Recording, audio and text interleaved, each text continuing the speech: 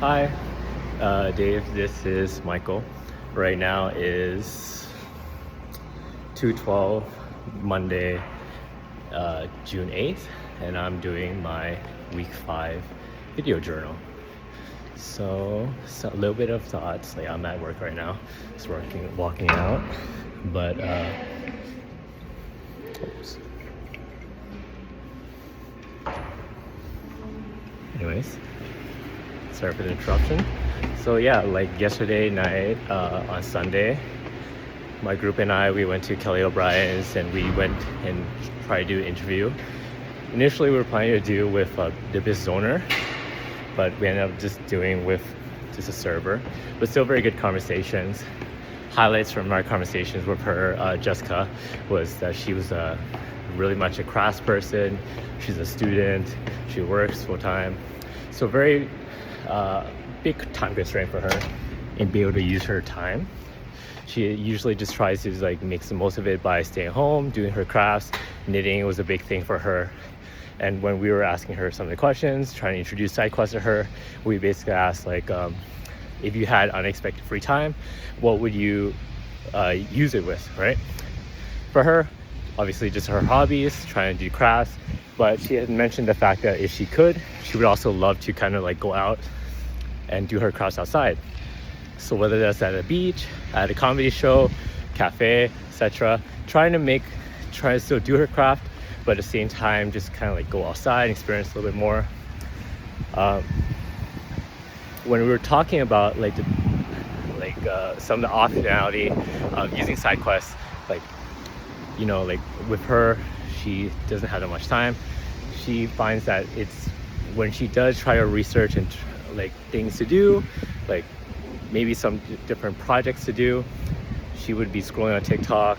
There would be so much decision fatigue in terms of how many projects are available, and she ended up just like doom scrolling for a bit, right, and just doing whatever project just came to mind. And what struck me in that moment was like, oh, that's true. Like parts of it is like the decision fatigue. That's what we're trying to solve, right? Scrolling endlessly, trying to find the best option for you, and then just relenting and just doing the usual. And she had brought up another good point about how when it comes to decision fatigue, making the choices, making the decision about what to do, where to go, etc., she liked the idea of having a decision made for you, but she also highlighted the fact that kind of like with a boyfriend asking a girlfriend where they want to go for dinner, for example, it's kind of like with the boyfriend, they know kind of have an idea of where the girl wants to go. The girl knows as well, but she likes the idea of having the optionality of being able to narrow down the choices available to her, even though they know what they actually want to do.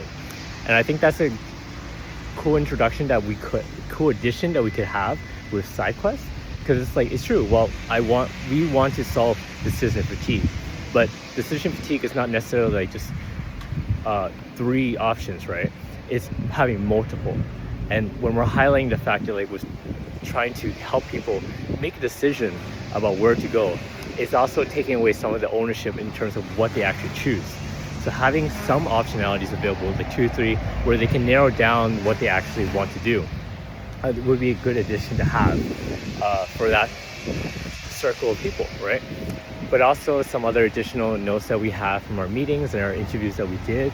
It's like we've mostly been dealing with customers, our end users, of course, but we haven't interviewed any business owners.